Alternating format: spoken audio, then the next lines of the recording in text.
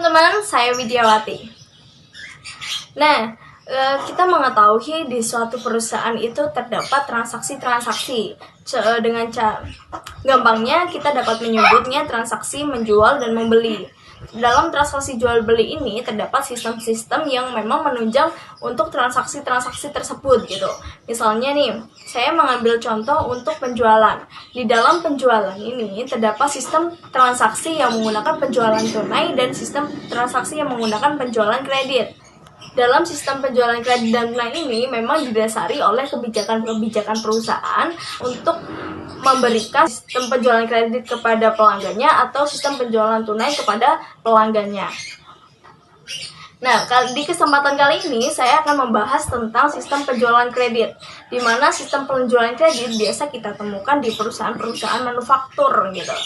Dalam sistem penjualan kredit itu dapat dibagi menjadi dua, yaitu sistem penjualan kredit dengan menggunakan kartu kredit perusahaan dan sistem penjualan kredit secara biasa. Sistem penjualan kredit dengan kartu kredit perusahaan ini, perusahaan harus menyeleksi pelanggan-pelanggan yang secara keuangan akan diberi hak untuk membeli secara kredit. Pembelian yang akan dilakukan oleh pelanggan terpilih selama jangka waktu tertentu itu dicatat sebagai piutang. Dan secara periodik perusahaan akan menagih piutang-piutang tersebut kepada pelanggannya. Nah, pada sistem penjualan kredit pada umumnya, seleksi pelanggan yang akan diberikan penjualan kredit ini akan dilaksanakan oleh fungsi kredit. Nah, untuk penjelasan lebih jelasnya, kita akan masuk ke fungsi terkait dalam sistem penjualan kredit pada umumnya.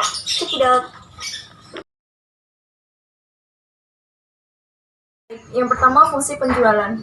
Fungsi ini bertanggung jawab untuk menerima surat order dari pelanggan yang berisi spesifikasi barang, kemudian tanggal pengiriman, ada pula jenis barang yang diperlukan oleh pelanggan. Yang kedua, fungsi kredit. Fungsi ini bertanggung jawab untuk meneliti status kredit dan memberikan otorisasi kredit kepada pelanggan. Yang ketiga, fungsi gudang. Fungsi ini bertanggung jawab untuk menyimpan dan menyiapkan barang yang dipesan oleh pelanggan, kemudian diteruskan kepada bagian pengiriman. Keempat, fungsi pengiriman. Fungsi ini bertanggung jawab untuk menyerahkan barang yang sudah dipesan oleh pelanggan sesuai dengan surat order yang diterima oleh bagian penjualan. Kelima, fungsi penagihan. Fungsi ini bertanggung jawab untuk membuat dan menyerahkan faktur penjualan kepada pelanggan dan serta menyediakan kopi faktur untuk kepentingan transaksi yang ada di perusahaan. Yang terakhir, fungsi akuntansi. Fungsi ini bertanggung jawab untuk mencatat piutang yang timbul atas transaksi penjualan kredit dan mengirimkan serta pernyataan piutang kepada debitur serta membuat laporan penjualan.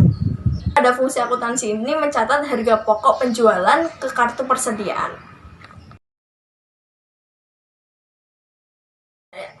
Ada pula informasi-informasi yang diperlukan oleh manajemen. Jumlah pendapatan penjualan sesuai dengan jenis produk atau kelompok produk selama jangka waktu tertentu. Yang kedua, jumlah piutang setiap debitur dari penjualan kredit. Yang ketiga, jumlah pokok produk yang dijual selama jangka waktu tertentu. Keempat, nama dan alamat pembeli. Yang keenam, nama wiraniaga yang melakukan transaksi penjualan. Yang terakhir, otorisasi pejabat yang berwenang.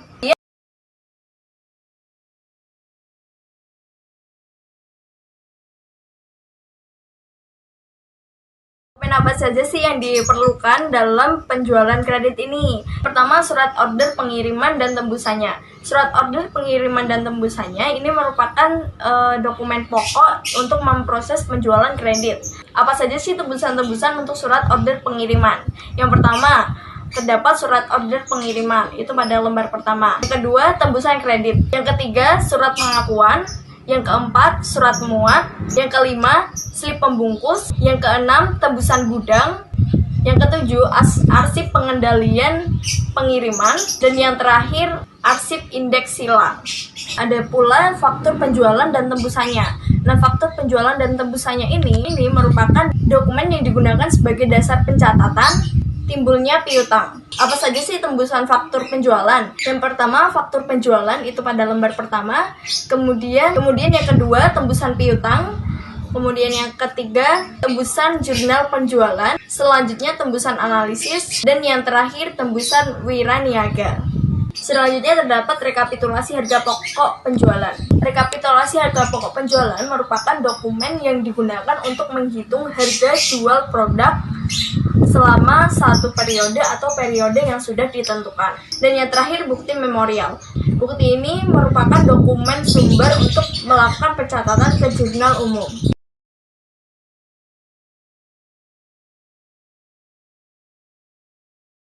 Ada pula catatan akuntansi yang digunakan. Yang pertama, jurnal penjualan. Yang kedua, kartu piutang. Yang ketiga, kartu persediaan. Dan yang terakhir, kartu gudang. Yang pertama, jurnal penjualan. Catatan ini digunakan untuk mencatat transaksi penjualan perusahaan secara kredit maupun tunai. Yang kedua, kartu piutang. Catatan ini merupakan buku pembantu yang berisi rincian mutasi piutang setiap debitur. Yang ketiga, kartu persediaan. Kartu persediaan merupakan catatan akuntansi yang berisi tentang mutasi persediaan barang di perusahaan. Dan yang terakhir, kartu gudang. Kartu gudang ini merupakan catatan yang digunakan untuk mencatat persediaan yang ada di gudang. Ada pula jaringan prosedur yang membentuk sistem penjualan kredit. Yang pertama, prosedur order penjualan. Yang kedua, prosedur persetujuan kredit. Dan yang ketiga, prosedur pengiriman. Yang keempat, prosedur penagihan. Yang kelima, prosedur pelunasan piutang. Keenam, prosedur distribusi penjualan.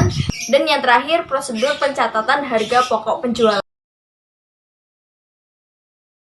Oke, unsur-unsur pengendalian internal dalam sistem penjualan kredit. Terdapat 3 pengendalian internal. Yang pertama, organisasi. Yang kedua, sistem otorisasi dan prosedur pencatatan. Dan yang terakhir, praktik sehat. Yang pertama, organisasi. Dalam merancang organisasi yang berkaitan dengan sistem penjualan kredit, maka unsur pengendalian internalnya sebagai berikut. Yang pertama, fungsi penjualan harus terpisah dengan fungsi kredit. Yang kedua, fungsi akuntansi harus terpisah dengan fungsi penjualan dan juga fungsi kredit. Yang ketiga, fungsi akuntansi harus terpisah dengan fungsi kas. Dan yang terakhir, transaksi harus dilakukan oleh lebih dari satu orang atau lebih dari satu fungsi. Yang selanjutnya, sistem otorisasi dan prosedur pencatatan. Dalam sistem otorisasi ini, setiap transaksi itu harus dibubuhkan tanda tangan dari pihak yang berwenang. Dan setiap transaksi itu harus dicatat dalam catatan akuntansi yang ada di perusahaan. Nah, apa saja sih pengendalian internal dari sistem otorisasi dan prosedur pencatatan ini? Yang pertama, penerimaan order dari pembeli diotorisasi oleh fungsi penjualan dengan menggunakan formulir surat order pengiriman. Yang kedua, persetujuan pemberian kredit diberikan oleh fungsi kredit dengan membubuhkan tanda tangan pada kredit kopi. Atau bisa disebut juga dengan tembusan surat order pengiriman. Ketiga, pengiriman barang kepada pelanggan diotorisasi oleh fungsi pengiriman dengan cara menandatangani dan membubuhkan cap sudah terkirim pada kopi surat order pengiriman.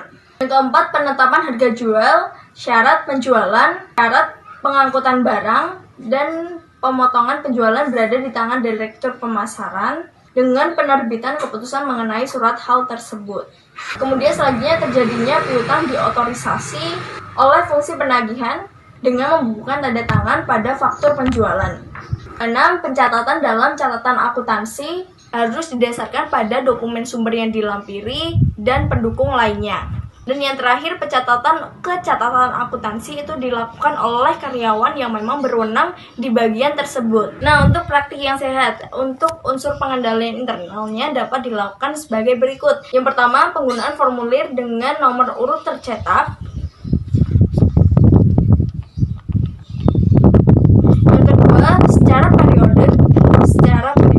Yang kedua, secara periodik, fungsi akuntansi mengirim pernyataan piutang kepada setiap debitur untuk menguji ketelitian catatan piutang yang diselenggarakan oleh fungsi-fungsi tersebut.